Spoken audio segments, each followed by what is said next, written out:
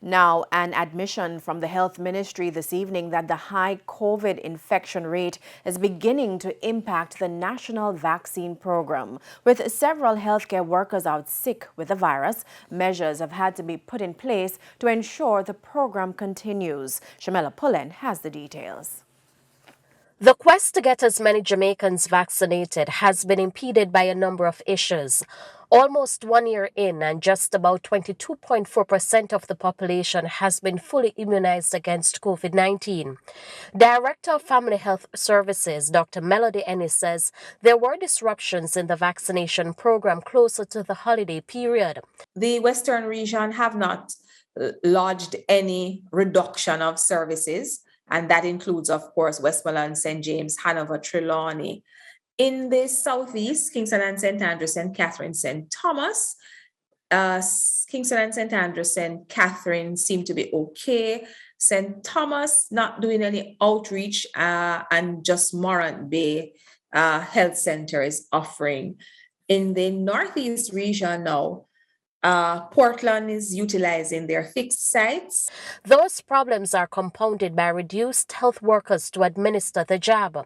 This is usually done by nurses, but in recent weeks, several of them have fallen ill with COVID-19. We have had less vaccinators. So normally there's a group of persons that perform the task, from your registration to your vaccinators, your observers. Quite a lot of the persons can multitask and pick up the slack if someone is not there. So we have a little less vaccinators at some of the sites, but we're trying our best to ensure that wait time is not prolonged at all. Then there's the issue of vaccines going to waste. Our last wastage was 66,000. That was at the end of October or November. No, November. It was at the end of November.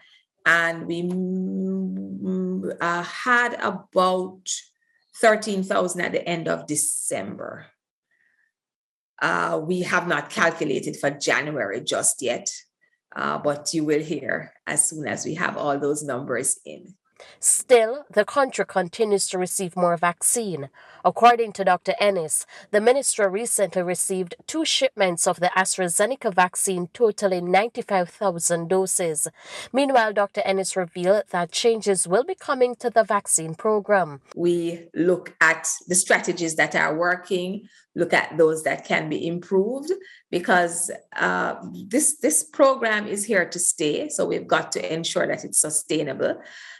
So we're looking at the areas that reaped the most benefits, the areas that we can certainly sustain, and we'll be making the tweaks accordingly.